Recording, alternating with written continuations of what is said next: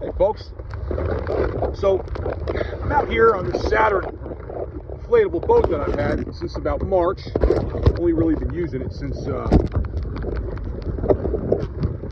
April, but for a while I thought about getting a boat and thought the idea sounded pretty cool, but I really had no clue about what I was doing with it or where to look.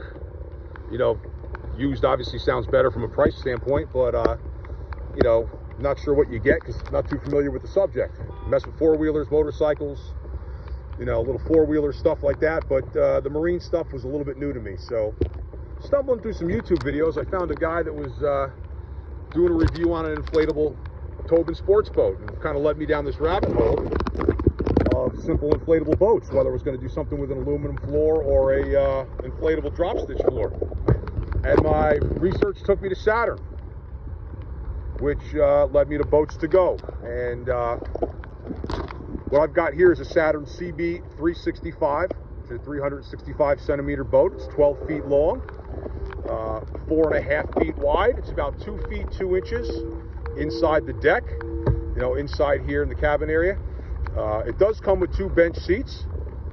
Currently I only have 1 seat on with my seat bag. I took the other seat out so I could just kind of hang out and lounge. I do have a 12 horsepower 2-stroke outboard on the boat and a bimini top, which I have attached to my oar locks, and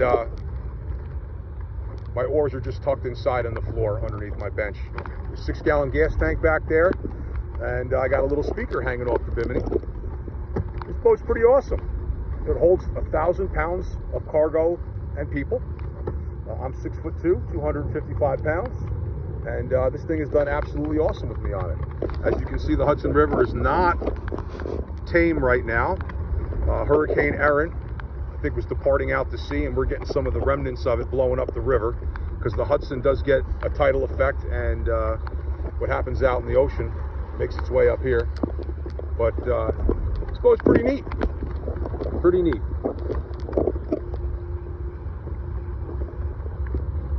Can't say enough about it. It's been a fun first experience.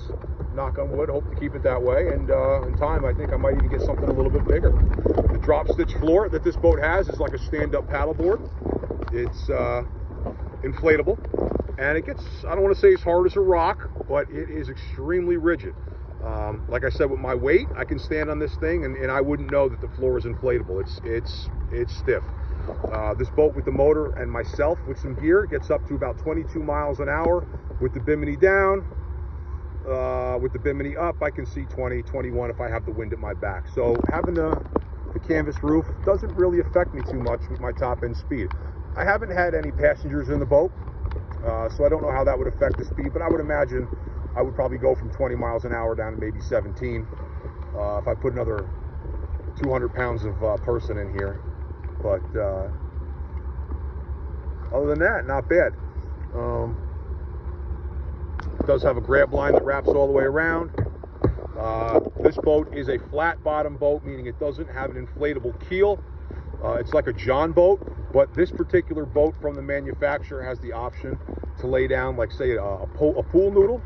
So I have 2 pool noodles end to end with a narrow piece of PVC running down the center, which is beneath my floor, which gives the boat a keel or a V shape.